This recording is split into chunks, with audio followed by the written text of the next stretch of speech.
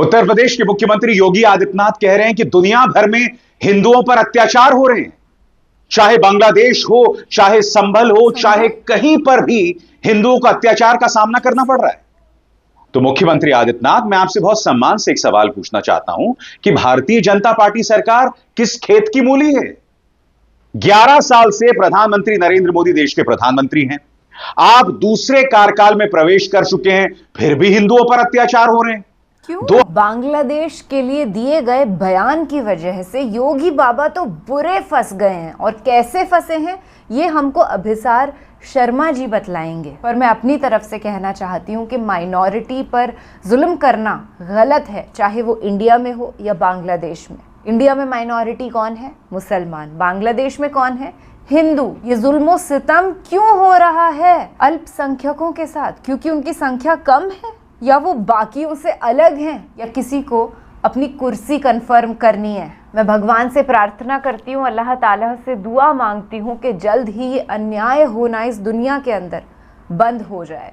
नमस्ते जी, सत श्री अकाल, अस्सलाम वालेकुम। मैं निधि शर्मा इंडिया से। और डीएनए पर भी एक बहस छिड़ी है। पता है, इस वीडियो के अंदर हमें ये भी क्लैरिफाई होगा कि डीएनए पर Adityanath ji, not Yogi, not at all, भोगी बोलूं तो फिर भी ठीक है, तो आदित्यनाथ जी और अखिलेश यादव जी के बीच में ये डीएनए पर क्या बहस छिड़ी है। जितना मैं सोच सकती हूँ, मुझे यही ख्याल आ रहा है कि कुछ तो जातिवाद की टिप्पणी चीफ मिनिस्टर साहब ने कर दी होगी, जिस पर डिबेट हो गई। बाकी असलियत क्या है वीडियो देखने पर ही मालूम चलेगा। और साथ ही साथ आपको मालूम है ना, एक सोसाइटी के अंदर डॉक्टर इकरा जी ने अपना घर ले लिया। इससे बाकी के जो रेजिडेंट्स हैं उन्हें बड़ी तकलीफ हुई। रीज़न ये था कि डॉक्टर इकरा एक मुसलमान है। देश में इतनी नफरतें बढ़ गई हैं कि अगर मुसलमान आसपास घर भी ले ले कुछ कट्टरपंथी लोगों के, तो उन्हें डर लगता है कि कल को हमारे बच्चों के साथ क्या होगा। ताज्जुब की बात है, इसी देश में हम लोग प्यार से भी रहते थे, और आज भी प्यार ज्यादा है नफरत से।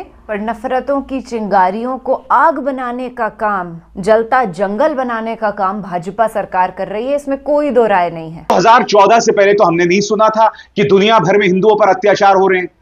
तो मैं मुख्यमंत्री आदित्यनाथ से समझना चाहता हूं कि अगर बांग्लादेश में हिंदुओं पर अत्याचार हो रहे हैं, तो भारतीय जनता पार्टी की सरकार के आने के बाद ऐसा क्यों हो रहा है? यह सवाल तो पूछा जाएगा ना। और सबसे बड़ी बात, इस्कॉन के मंदिर के प्रमुख पर अगर उन्हें गिरफ्तार किया गया है तो प्रधानमंत्री नरेंद्र मोदी खामोश क्यों हैं?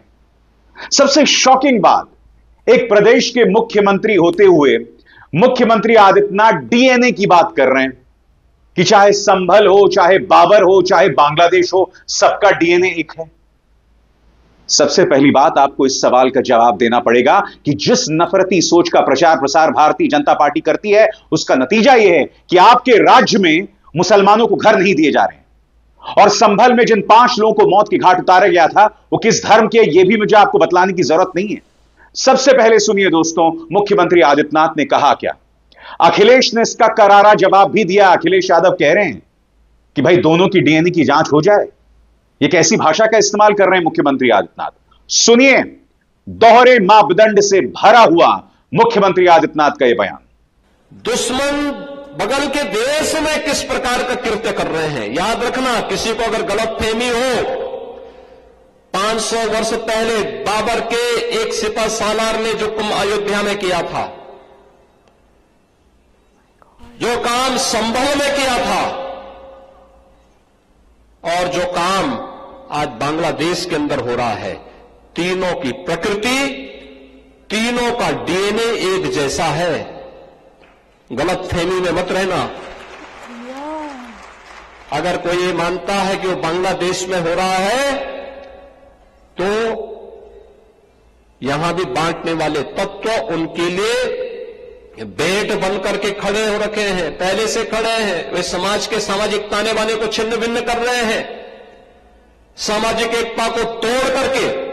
तुम तोड़ रहे हो, ये सच है। आपको बांट करके फिर काटने का और कटवाने का पूरा इंतजाम भी कर रहे हैं। क्या है ये यार?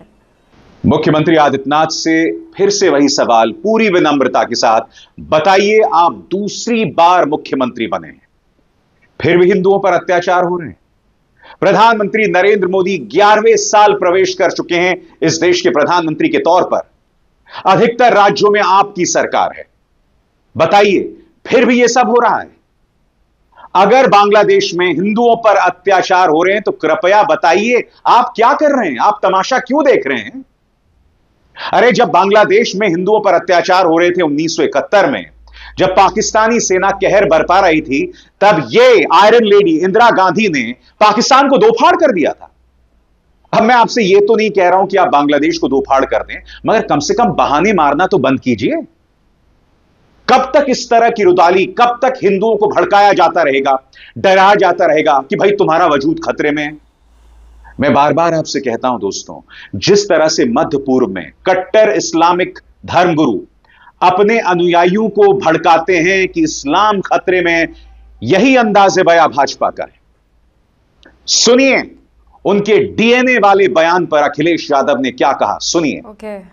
मुझे नहीं पता कि मुख्यमंत्री जी कितना साइंस जानते हैं, मुख्यमंत्री जी ने कितनी बायोलॉजी पढ़ी है, मैं नहीं जानता हूं। लेकिन मैं उनसे एक बार निवेदन करना चाहता हूं कि बार बार वो डीएनए की बात कर रहे हैं, डीएनए की बात न किया करें। मैं आपके माध्यम से और बड़ी जिम्मेदारी से कह रहा हूं मैं कि वो डीएनए की बात न करें, और अगर डीएनए की बात करते हैं तो मैं भी अपना डीएनए और हम सब लोग अपना डीएनए चेक कराना चाहते हैं। और मुख्यमंत्री जी, आप भी अपना डीएनए चेक करा दो।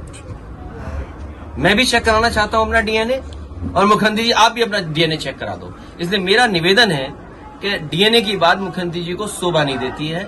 एक संत होकर के, योगी होकर के और भगवा पहनने के बाद उन्हें इस तरह की भाषा और इस तरह डीएनए की बात नहीं करनी चाहिए। मुख्यमंत्री आदित्यनाथ वो हैं जिन्होंने चुनावों के दौरान कहा था कि यह चुनाव 80% बनाम 20% है। यानी कि एक राज्य का मुख्यमंत्री खुलकर इस तरह की बातें कर रहा था। मैं नहीं भूला हूं कि लोकसभा चुनावों में प्रधानमंत्री ने क्या कहा था कि आपकी एक भैंस को घुसपैठियों को दे देंगे, ज्यादा बच्चा पैदा करने वालों को दे देंगे, आपकी एक बेटी घुसपैठियों को दे देंगे। यह बात अलग है कि ये लोग अब तक नहीं बता पाए हैं कि ये घुसपैठिए देश में घुस कैसे रहे हैं। और क्या, क्योंकि ना संभल और ना झारखंड सीमावर्ती राज्य या सीमावर्ती शहर है। अब भारतीय जनता पार्टी यह दावा कर रही कि संभल के अंदर पाकिस्तानी कारतूस मिले। यह सरकार में मंत्री हैं गिरिराज सिंह, जो बार बार पाकिस्तान जाने की बात करते रहते हैं, ये कह रहे हैं कि साहब संभल के अंदर पाकिस्तानी कारतूस मिले हैं, जिससे पता चलता है कि वो आतंकवाद का गढ़ है। तो मैं आपसे पूछना चाहता हूं, क्या संभल सीमावर्ती शहर है, पाकिस्तान से जुड़ा हुआ है? कैसे पहुंचे वहां पाकिस्तानी कारतूस? अब इस पर भी हम भाजपा सरकार से सवाल ना पूछें। आपका यह दावा कि घुसपैठिए झारखंड के अंदर है, हालांकि झारखंड की जनता ने उसे स्वीकार नहीं किया। पेट्रापोल में अमित शाह जाके कहते हैं कि हमें पश्चिम बंगाल की कमान दे दो, हम घुसपैठ रोक देंगे।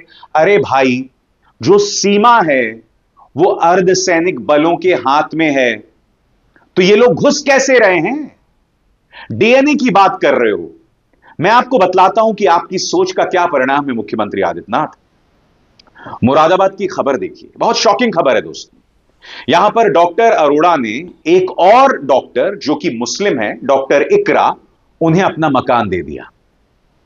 नतीजा यह हुआ कि वहां पर जोरों से प्रदर्शन शुरू हो गया कि मुसलमानों को फ्लैट नहीं देना है, मुसलमानों को फ्लैट नहीं देना है।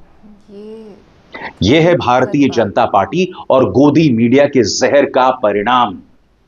यह आप मेरे समाज को बना रहे हैं, यह आप इस देश के हिंदुओं के एक बड़े तबके को बनाना चाहते हो। जहरीला, आसानी से जिसे भड़काया जा सके और आसानी से जिसे डराया जा सके। और माफ कीजिएगा, जो नागरिक आसानी से डर जाए, भड़क जाए, उसके मानसिक संतुलन हर गुजरते दिन के साथ बिगड़ता जाता है। सही बात है। और अगर हम इसी तरह से भारतीय जनता पार्टी की सोच का अनुसरण करते रहेंगे तो माफ कीजिएगा, हम आदर्श नागरिक नहीं बन पाएंगे। सुनिए मुरादाबाद के अंदर किस तरह के प्रदर्शन हुए थे, क्या क्या बातें कही जा रही थी, सुनिए। मेघा अरोड़ा, हम लोग सभी यहाँ पर टीडीआई सिटी के निवासी हैं और आज का जो हमारा धरना प्रदर्शन है उसकी मेन वजह यह है कि डॉक्टर बजाज यहाँ पर जो काफी सालों से रह रहे थे, वो हम पूरी सोसाइटी को बिना अवगत कराए उन्होंने अपना घर एक गैर संप्रदाय के व्यक्ति को बेच दिया है। डॉक्टर इकरा चौधरी है।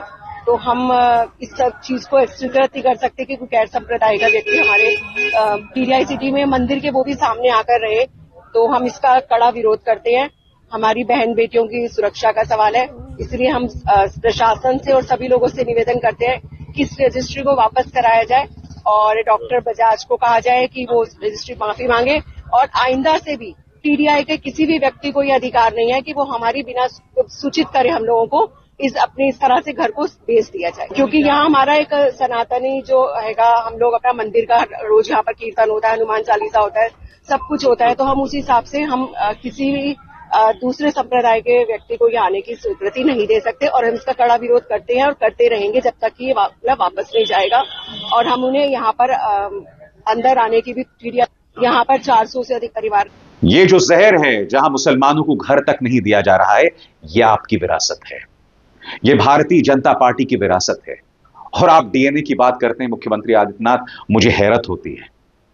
अखिलेश यादव, जैसे कि मैंने बताया, इस मुद्दे पर उग्र हुए हैं, उन्होंने करारा प्रहार किया है। अखिलेश यादव ये भी कह रहे हैं कि आने वाले दिनों में मैं संभल का दर्द समझने वहां जरूर जाऊंगा। कल ही याद कीजिए किस तरह से राहुल गांधी को रोक दिया गया था, संभल नहीं जाने दिया गया था, और फिर राहुल गांधी के खिलाफ लगातार झूठ चला। अभिसार शर्मा को दीजिए इजाजत। नमस्कार। इन सोसाइटी वाली आंटी के वीडियो से पहले आपको याद है हिमाचल की आंटी का वीडियो वायरल हुआ था, जिसमें वो कश्मीरी बहुत ही प्यारे से एक दादाजी थे और उनके साथ हमारे एक भाई थे, वो शॉल बेचने के लिए हिमाचल पहुंचे थे। उनको क्रिटिसाइज किया जा रहा था। आंटी कह रही थी कि ये कट्टर हिंदुओं का इलाका है, यहाँ पर आप जैसे लोगों को हम अलाउ नहीं करते आना, नेक्स्ट टाइम आपने हिमाचल में नहीं आना। यार ये कौन सी बात है। इनफैक्ट वो तो ये कह रही थी कि आपको हिंदुस्तान में नहीं आना। वो बोलते हैं हम तो हिंदुस्तानी है भाई, हमारा भी ये वतन है। फिर वही हिमाचली आंटी जी प्रेशराइज करने लगी, जय श्री राम बोलने को कहने लगी कि अगर हिंदुस्तानी हो तो जय श्री राम बोलो। वो बोलते हैं आप पहला कलमा पढ़ लो फिर हम जय श्री राम भी बोल देंगे। इतनी पोलाइटनेस से वो लोग जवाब दे रहे थे और आंटी जी अलग लेवल पर रूड थी। फिर खुशी मुझे इस बात की हुई कि उन आंटी जी को पुलिस स्टेशन बुला करके अपोलोजाइज करवाया गया और उनका बाकायदा वीडियो वायरल हुआ है अपोलोजाइज करते हुए, माफी मांग रही हैं कि मुझसे गलती हो गई, मुझे माफ कर दीजिए।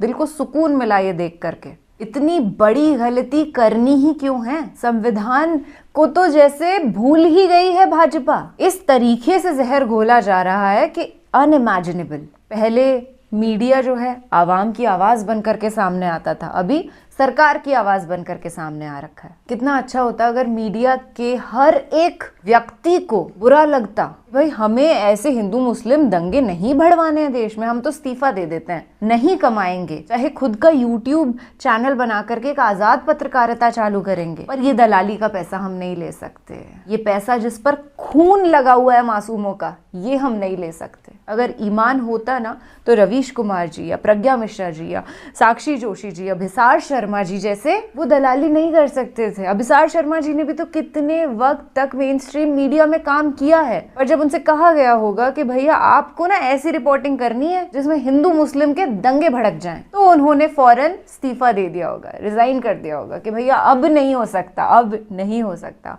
अभिसार शर्मा जी तो इतने बड़े पत्रकार हैं, बाकायदा स्मृति ईरानी जी का उन्होंने इंटरव्यू लिया है और कितने बड़े बड़े राजनेता हैं उनका इंटरव्यू लिया है, उनसे कड़े सवाल पूछे हैं। जब तक ये पावर रखते थे कि उनसे कड़े सवाल, सच्चे सवाल पूछ सकें, तब तक उन्होंने काम किया, उसके बाद छोड़ दिया। ये होता है ईमान। पर दलाल एंकर्स इस ईमान को नहीं समझेंगे। बाकी इस वीडियो के अंदर तो जो था आपने सुन ही लिया। आप अपनी विचारधारा जरूर कमेंट सेक्शन में बताइएगा और दुआओं में याद रखिएगा संभल में जो शहीद हुए हैं उनको और उनके माता पिता को, क्योंकि उनके माता पिता पर जो बीत रही है ना, वो कष्ट सहन करने लायक नहीं होता। वो दर्द आपको तोड़ देता है, आजीवन के लिए खत्म सा कर देता है। मैं निधि शर्मा फिलहाल आपसे लेती हूँ इजाजत। राम राम, दुआ सलाम, जय हिंद।